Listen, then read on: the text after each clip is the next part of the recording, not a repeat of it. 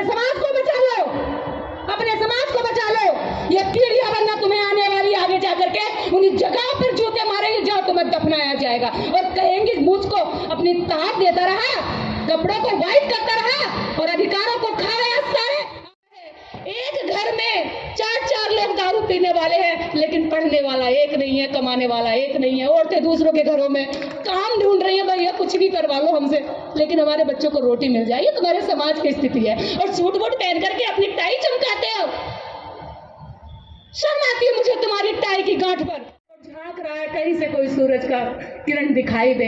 नेता अपनी अपनी पीपड़ी बजा रहे हैं, मैं बनूंगा तुम्हारा नेता, मैं बनूंगा तुम्हारा नेता। हर कोई मायावती बनना चाह रहा है, हर कोई मुलायम सिंह यादव बनना चाह रहा है, लेकिन कांशीराम बनना कोई नहीं चाह रहा। भावभीनी श्रद्धांजलि अर्पित करती हूँ।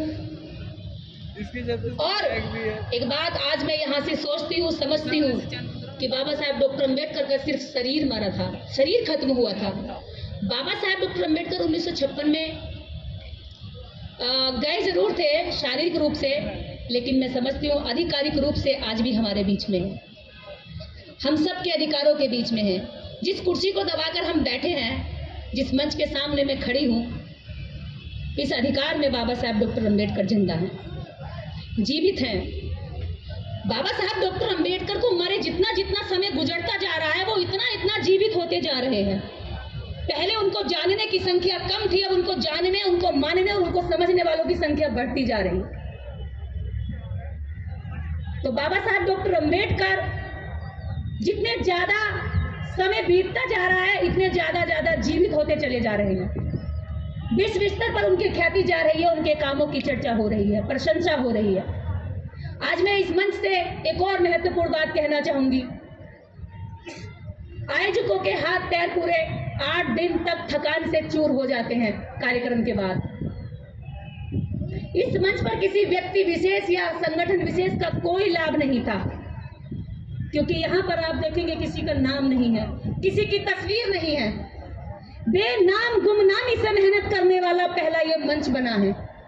ऐसे गुमनाम लोग जिन्होंने क्रेडिट लेने में लाइन में सबसे पीछे अपना नाम रखा कि नहीं, अब रखा भी ना जाए तो भी फर्क नहीं पड़ता, तभी ये लड़ाई जीती जाएगी। और ऐसा पहली बार मंच हुआ है। ये पूरे देश के उन दबे कुचले पिछड़े शोषित वंचितों के लिए बहुत बड़ा अवसर है कि एकजुट हो जाए, क्योंकि नेताओं की लड़ाई रहती है कि मेरे संगठन मेरे बैनर के नीचे आओ। नहीं जी, मेरा बैनर होना चाहिए। एक इतना सा नाम कितने दिन चलेगा, कितने घंटे रहेगा, उस लालच में हम क्या करते हैं, धक्का मुक्की करते हैं, और ये इतना बड़ा समाज डूबता चला जा रहा है। इस धक्का मुक्की में समाज को धक्का मार दिया नेताओं ने। आज यहाँ पर बड़े बड़े मंत्री और एमपी आए, लेकिन उनके साथ 100 लोग भी नहीं आए। मुझे दुख हुआ देखकर, बहुत दुखता है दिल। एक बात बोलूं, अगर रिजर्व सीटें ना होती तो ये एमपी एमएलए भी नहीं बनती, इनकी ये योग्यता बताती। जिस एमपी के पीछे अगर 100 लोग ना चल रहे हैं, उसका विश्वसनीयता अगर 100 लोगों में भी नहीं है, तो ये साबित हो जाता है कि सिर्फ तुम रिजर्व सीटों की वजह से संसद में गए, विधानसभा में गए, तुम्हारी अपनी पकड़ पहचान में तुम्हारे अपने चेहरे की कोई पहचान नहीं है। बहुत खेद की बात है कि दिल्ली करोड़ों लोगों से भरी हुई है, लेकिन वो आज यहां नहीं पहुंचे। या तो हम उन तक पहुंचा नहीं पाए, ये बात के आज कार्यक्रम है, या जिनको पता था और जानकर नहीं आए तो वो रजाई की गर्मी ले रहे हैं। और हम कड़कती सर्दी में आज भी रात को 2 बजे तक गांव जाकर के कल को बसे भरने का इंतजाम करेंगे। रोटी हाथ नहीं लगी है, सुबह से पानी नहीं पिया, ठूक सूख रहा है बोलते बोलते। इस आयोजन में सबसे बड़ा काम और मेहनत करने वाले प्रदीप वर्मा जी, उनका कहीं नाम नहीं है, मुझे पता है, ना बैनर पे है ना उनकी तस्वीर है। हर कोई कहता है चाहे इतना सा लग जाए, मेरा फोटो लग जाए, किसी और को नजर आए ना आए, लेकिन खुद चश्मा लगा तो पहले अपना फोटो ढूंढेगा मेरा कहाँ है, खुद को दिखाने के लिए, खुद की मन की संतुष्टि के लिए, और केवल 60-70 साल जीने के लिए। क्यों इस समाज को लुटवा रहे हो? क्यों बाबा साहब अम्बेडकर उनके समकालीन जितने लोगों ने मेहनत की, या उनसे पहले जितने महापुरुषों ने मेहनत की, उनकी मेहनत का भरा बाल्टी में जो शहद चाट चाट के खत्म कर रहे हो और नीचे से भी छेद कर रहे हो निकम्मे बनकर, क्या यह समाज तुम्हें माफ कर देगा? क्या तुम्हें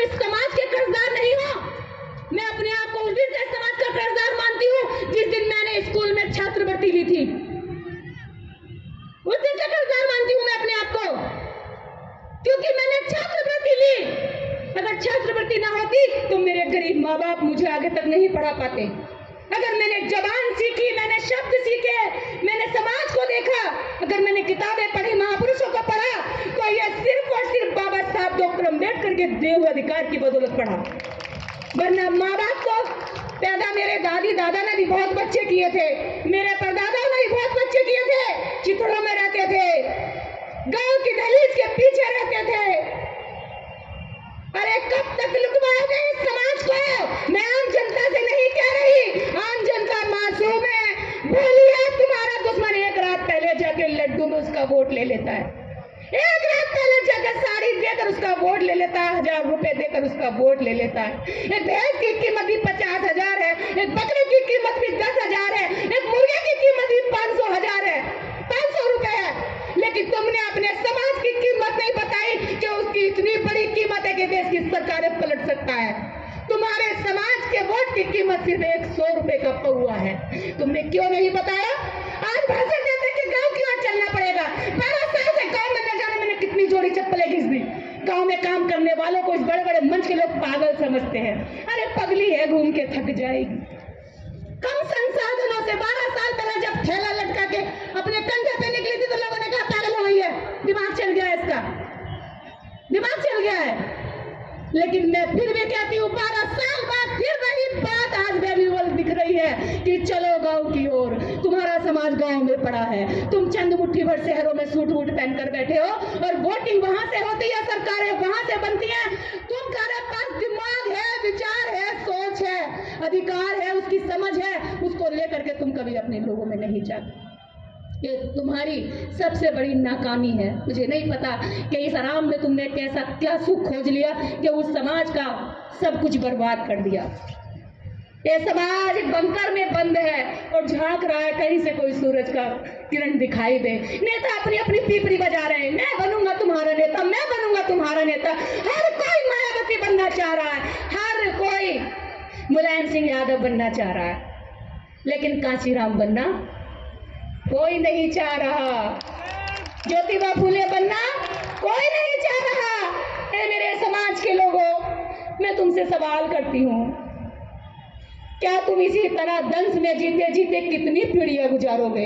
एक बार संगठन, मेरा नाम, मेरा पोस्टर, मेरा बैनर छोड़ करके जरा एक बार आकर के तो देखो, इकट्ठा होकर के तो देखो। तुम मुझसे कहोगे कि निर्दय झाड़ू लगानी है इस मंच पर, मैं झाड़ू लगा दूंगी।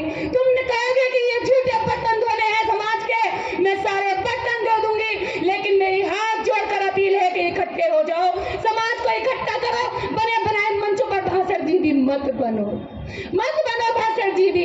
इन भाषणों से पेट ना भरेगा, अधिकार ना बचेगा। अधिकार तुम्हारी ये आम जनता बचाएगी और ये आम जनता उस दिन कूच कर जाएगी। दिल्ली नहीं, दुनिया के जिस कोने में बुलाओगे उस कोने में आ जाएगी, जिस दिन तुम इसमें जाके अपनी विश्वसनीयता कायम कर दोगे।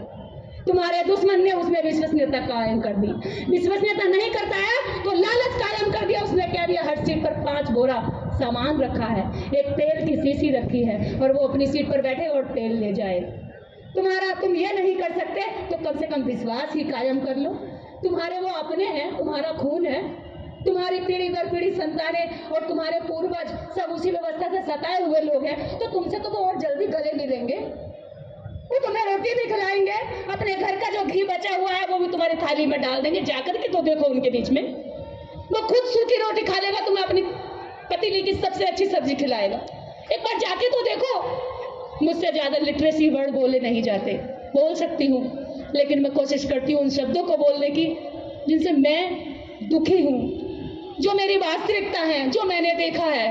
मैंने गांव-गांव में देखा है कि आपके समाज को किस तरह से अंदर से खोखला किया जा रहा है। एक घर है, एक घर में 4-4 लोग दारू पीने वाले हैं, लेकिन पढ़ने वाला एक नहीं है, कमाने वाला एक नहीं है। औरतें दूसरों के घरों में काम ढूंढ रही है, भैया कुछ भी करवा लो हमसे, लेकिन हमारे बच्चों को रोटी मिल जाए। ये तुम्हारे समाज की स्थिति है। और सूट वूट पहन करके अपनी टाई चमकाते हो। शर्म आती है मुझे तुम्हारी टाई की गांठ पर कि तुमने अपने समाज को बचाने के लिए एक भी काम नहीं किया। मैं नेताओं से कहना चाहती हूँ, मंच की एक गरिमा होगी, वो अपने साथ में आए हुए कार्यक्रम के लिए इतना योगदान दिया है, मैं 100 लोग लाया हूँ, मैं 1000 लोग लाया हूँ, उसके टाइम बाउंडिंग होगी कि अगर आप ज्यादा लोग लाए हैं, आपकी विश्वसनीयता समाज में ज्यादा है, आपको सुनने वाले ज्यादा है, आपका लोगों के बीच में काम ज्यादा है, आप बोलेंगे मंच पर।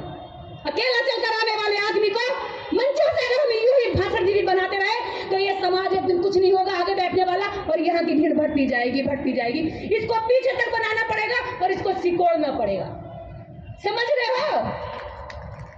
इसको और ऊंचा करना पड़ेगा, क्योंकि वो कहेगा मैं पीछे से दिखाई नहीं दे रहा हूँ, सामने वाले की पगड़ी ऊंची जा रही है, गर्दन झुकाएगा, मैं तो रह गया, मेरा मुंह आ जाए, अरे मेरा मुंह मत लो कहीं भी, कहीं मत लो मेरा नाम, मेरे समाज को बचा लो, अपने समाज को बचा लो।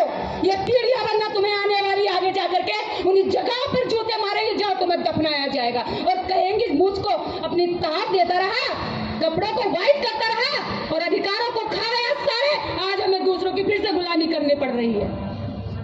बस मैं शर्मिंदा होकर के इस मंच से जा रही हूँ। मेरे लिए आज इस कार्यक्रम में बाबा साहब डॉक्टर अम्बेडकर को श्रद्धांजलि देने के लिए सिर्फ यही है कि बाबा साहब आपकी 25 दुखी होकर के ये कह रही है जिस समाज को तुमने अधिकार दिए वो अधिकार खाकर कायर हो गया, वो ज्यादा समझदार हो गया, वो ज्यादा बड़ी बड़ी बातें करने लगा और छोटे समाज को पीछे छोड़ आया। तुमने जिसकी लड़ाई लड़ी है उसी पर अब राज करने लगा, ये उसी को भाषण सुनाने लगा। बस बाबा साहब डॉक्टर अम्बेडकर के इस कारवां को आगे बढ़ाने के लिए अगर जिस किसी के दिल में दर्द उठता हो ना, तो सामने आकर के कहे और कहे कि हम अगर महीने में 4 छुट्टी मिल रही है तो 2 छुट्टी मेरी समाज की और 2 छुट्टी मेरे बीवी बच्चों की, और 2 दिन गांव में जाकर के काम करे। तब देखिए कि आपकी कितनी बड़ी आवाज उठती है। इतना बड़ा समाज और यहाँ देखो तो कुछ भी नहीं।